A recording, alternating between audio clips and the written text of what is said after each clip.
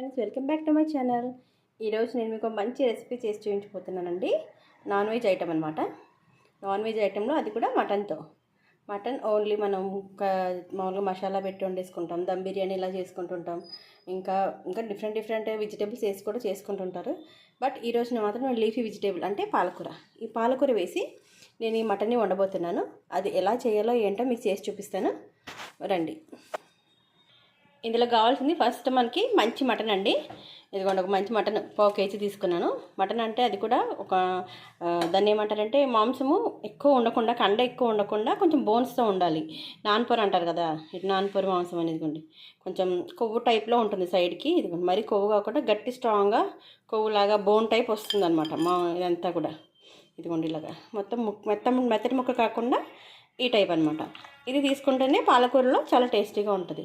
ఒట్టి మాంసం వేస్తే అంత టేస్ట్ రాదు దీనికి. పాలకూర కదా, లీఫీ వెజిటేబుల్ కలుస్తుంది కదా అందులో. అందుకు ఒక కట్ట పాలకూర తీసుకోవాలి. ఫ్రెష్ పాలకూర ఒక కట్ట. ఇందులో గడ్డి అవి ఉంటాయి కదా, అలాంటివన్నీ ఏం లేకుండా క్లీన్ చేసేసుకొని నీట్గా కడిగి పెట్టేసుకోవాలి. ఈ 1 kg మటన్లోకి ఒక 4 పచ్చిమిర్చి అండి, ఒక 2 ఆనియన్స్. ఇవి మనం చిన్న ముక్కలుగా కట్ చేసి పెట్టుకుందాం.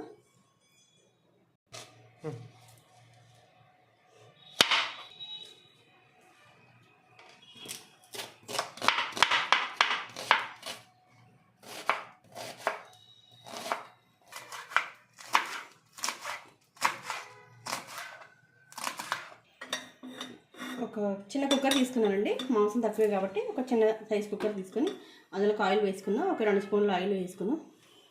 నాన్ వెజ్ కాబట్టి కొంచెం మటన్లో కొంచెం తక్కువ వేసుకున్నా పర్లేదు. నెక్స్ట్ కొంచెం ఆయిల్ వేడగానే ఇందులోకి మనం కట్ చేసి పెట్టుకున్నాం కదా ఆనియన్స్, పచ్చిమిర్చి ఇందులో వేసేసుకోవాలి. ఇది కొంచెం కలర్ వచ్చే వరకు మనం దీన్ని మూత పెట్టేసి మగ్గించుకుందాం.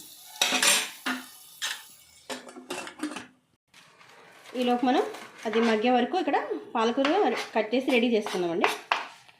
చిన్నగా కట్ చేసుకున్నాం పాలకూర. ఇందులో ఉన్న ఆకులు ఉంటాయి, కొన్ని గడ్డి లాంటివన్నీ తీసేసుకొని నీట్గా కడిగేసుకోవాలి 2 సార్లు. మట్టి ఉంటుంది కదా, చిన్నగా ఇలా కట్ చేసేసి పక్కన పెట్టేసుకున్నాం. ఇందులోకి 2 బాగా ముగ్గిన టమాటాలు ఉంటాయి కదా, రెడ్ కలర్ టమాటాలు. ఈ 2 కడిగేసి పెట్టుకొని చిన్న ముక్కలు కోసుకొని వేసుకోవాలి. ఉల్లిపాయలు మగ్గిపోతున్నాయండి, కలర్ చేంజ్ అవుతుంది, ఫ్రై అయిపోతున్నాయి. సో మనం టమాటా ముక్కలు కోసేసుకొని వేసుకుందాం.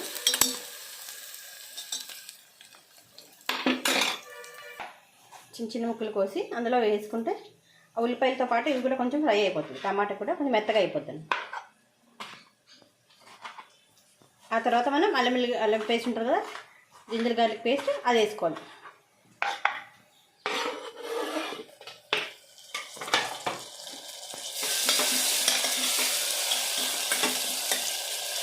దొక్కుతావా దగ్గుకో రావట్లే అసలు.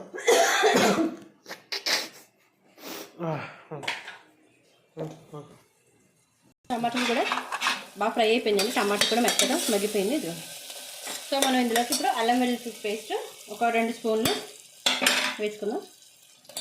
మటన్ కాబట్టి కొంచెం ఎక్కువ వేసుకోవాలి. సో 2 స్పూన్లు వేసుకున్నాను. ఇది కూడా కొంచెం పచ్చివాసన పోయేదాకా మనం ఇలా ఒక 1 minute వరకు ఇలా ఫ్రై చేసుకుందాం.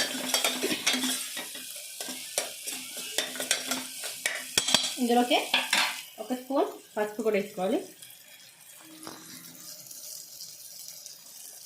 స్పూన్ పసుపు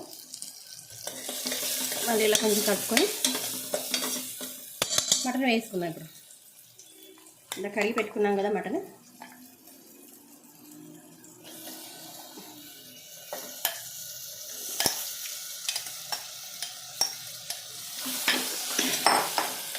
వేసుకొని బాగా కలిపేసి మూత పెట్టేసుకుంటే ఒక 2 నిమిషాల వరకు మటన్లో ఉన్న వాటర్ అంతా బయటకు వచ్చేస్తుంది. అప్పుడు ముందు ప్రాసెస్లోకి వెళ్తాం.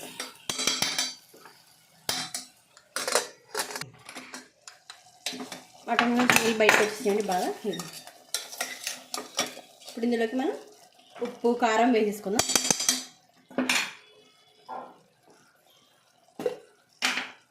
పాలకూర కొంచెం ఉప్పుగానే ఉంటుంది కాబట్టి సాల్ట్ కొంచెం తక్కువ వేసుకోవాలి. సరిపోకపోతే మళ్ళీ లాస్ట్లో వేసుకోవచ్చు. ముందుగా ఎక్కువ వేసుకున్నాం అనుకోండి, అసలు పాలకూర కదా, బాగా కూర అంతా ఉప్పుగా ఉంటుంది, తినలేరు. కారం మాత్రం పాలకూర వేస్తాం కాబట్టి కొంచెం ఎక్కువ వేసుకోండి. తప్పబడిపోద్ది మళ్ళీ కొంచెం తక్కువ వేసుకుంటే. నేను 2 స్పూన్లు ఫుల్గా వేసుకున్నాను. బాగా కలిపేసుకొని నేను ఇప్పుడు ఒక నిమిషం అలా ఉండిచ్చి ఇందులోకి ఇంకా మనం పాలకూర వేసుకొని కుక్కర్ మూత పెట్టుకోవడమే. ఇందులోకి పాలకూర కూడా వేసేసుకున్నాం. మటన్తో పాటు ఉడుకుతుంది అన్నమాట పాలకూరతో చేసిన కర్రీ అండి. చాలా చాలా బాగుంటుంది ఇది మటన్ కర్రీ. పాలకూర పుష్కలంగా మెగ్నీషియం, పొటాషియం, కాల్షియం ఉంటాయి. విటమిన్స్ కూడా చాలా ఎక్కువగా ఉంటాయి ఇందులో. సో ఇలా అనిపిస్తుంది కానీ కొంచెం వేడి తగలగానే ఇది మొత్తం లోపలికి వెళ్ళిపోతుంది. ఆకు కదా మొత్తం లోపలికి తీసుకుంటుంది. ఒక్క నిమిషం అలాగా మూత పెట్టేసుకున్నాక తర్వాత మనం కొంచెం వాటర్ పోసుకుందాం ఇందులో.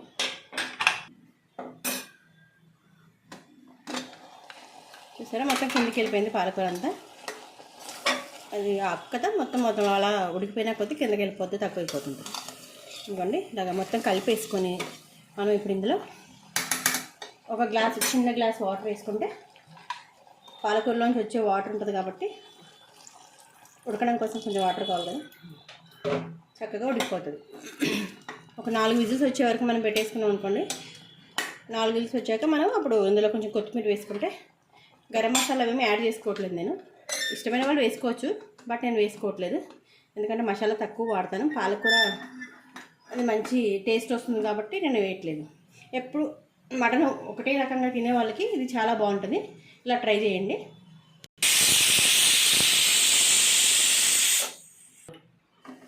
విజిల్స్ అయిపోయినాయండి. గ్యాస్ కూడా ఆఫ్ చేసేసాను. కూర ఉడికిపోయింది.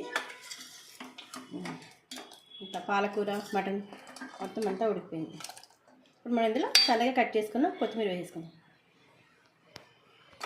ఇలాగా కొంచెం కట్ చేసుకుని పెట్టుకున్నాం కదండి, ఈ కొత్తిమీర మొత్తం వేసేసుకొని ఇందులో ఒక్క నిమిషం పాటు అలా పెట్టేసుకుందాం. కొంచెం గ్రేవీగా ఉండాలనుకునేవారు, కొంచెం లూజ్గా ఉండాలనుకునేవారు ఉంచేసుకోవచ్చు. ఇలాగా కొంచెం దగ్గర కావాలి అంటే ఒక్క నిమిషం పెట్టుకోవాలి. మూత తీసేసి పెట్టేసుకుంటే అదే కొంచెం నీళ్ళన్నీ లాగేసి కొంచెం దగ్గరకు అవుతుంది కర్రీ. ఇది చపాతీస్లోకి కానీ అన్నంలోకి కానీ అదిరిపోద్దండి. జొన్నరొట్టెతో తింటే ఇంకా చాలా బాగుంటుంది. ఈ టైప్ ఇలా కాంబినేషన్గా ఉండడం మాత్రం ఎక్కువ తెలంగాణ సైడ్ వండుతారండి. ఇది అయిపోయిందండి కర్రీ. ఇప్పుడు బౌల్లోకి తీసుకోవచ్చు మనం.